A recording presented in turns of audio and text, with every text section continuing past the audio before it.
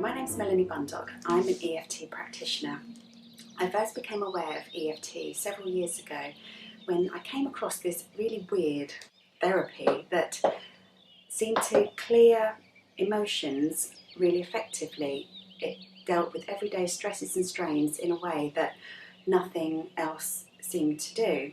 So as a mother of two young children, I'm sure mothers out there can identify with me that actually children can get on your nerves sometimes, and they can muck about in the morning, and really rather than feel stressed or angry with them, I found that if I went into the kitchen and did a quick round of tapping, I'd feel calmer. I could go back out to the children and actually deal with them in a more effective way. So what is EFT? EFT stands for Emotional Freedom Technique. It has its roots in Chinese medicine. In Chinese medicine, the philosophy is that there are meridian lines that run through our body, and when our meridians become blocked, that's when illness can occur. So with acupuncture, needles are actually placed into the meridian points that help free these blockages and help the body to heal itself. So how EFT differs is that we use our fingers to tap on these acupressure points, and at the end of this video I'll go through these points with you. So EFT is a combination of traditional Chinese medicine and modern day psychology. So as we tap on these acupressure points, we also say phrases which address the problem in hand. And as we talk and we tap, we send calming signals to our brain, and we actually rewire our brain, and these calming signals then actually flow through the rest of our body. So by talking and tapping, we are clearing these meridians and we are allowing our body to heal by dissolving the emotions. As human beings, we're blessed with having a wide range of emotions such as joy, excitement, happiness, contentment. But at the lower end of the spectrum, we have fear, we have anger, we have worry, we have anxiety. Emotions that actually don't serve us any purpose, and that if left unchecked, they can actually manifest into serious chronic diseases. Now with EFT, you can use it as an emotional detox, like a daily detox so someone's cut you up in the traffic or been rude or made a nasty, hurtful comment. Rather than sitting there brooding about what's happened, you can use a quick round of EFT to clear what has occurred. For example, me with the children. It could be anything really, an incident that's happened in the day that you want to get rid of.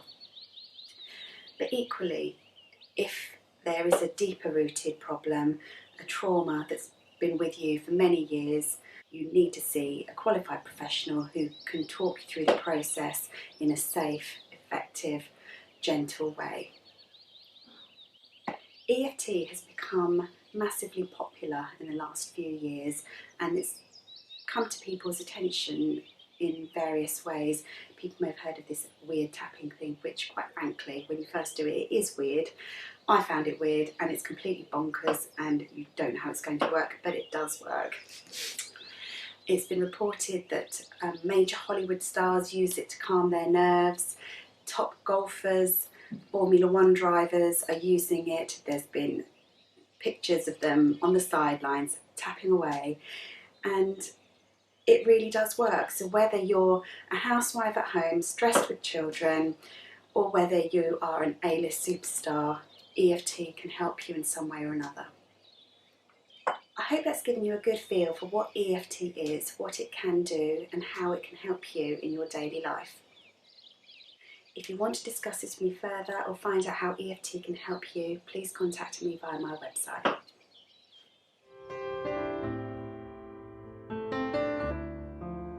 I'd like to take you through the tapping sequence now.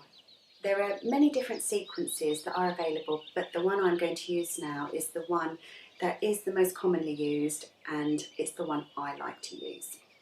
So we start off with a setup phrase, and this takes place on the karate chop point, which is just here on the hand, so it's just below the little finger on the fleshy part of the hand. We use this point when we do our setup phrase, and we actually look at the problem in hand. The next point I move on to then is the eyebrow point, which is just here. It's not actually on the eyebrow, but it's on the edge of the eyebrow where it meets the bridge of the nose. Then we move on to the side of the eye, on the bony part. Then we move on to the under part, so under the eye, which is again the bony part. Under the nose is under the nose. Then we move on to the chin, which is just where the dip is here, so just directly under your mouth. Then we have the collarbone point, which is just probably about 2 inches underneath that dip in your collarbone, then 2 inches left or right. So I use kind of my fingers or the back of my hand, then we're kind of covering that whole area. Next point is then under the arm, which is about 4 inches under your armpit. And then top of the head, which is literally the top, very crown of your head. Now you can use either point, so you can use there or there, and some people tap both at the same time, nose, and you can use both arms.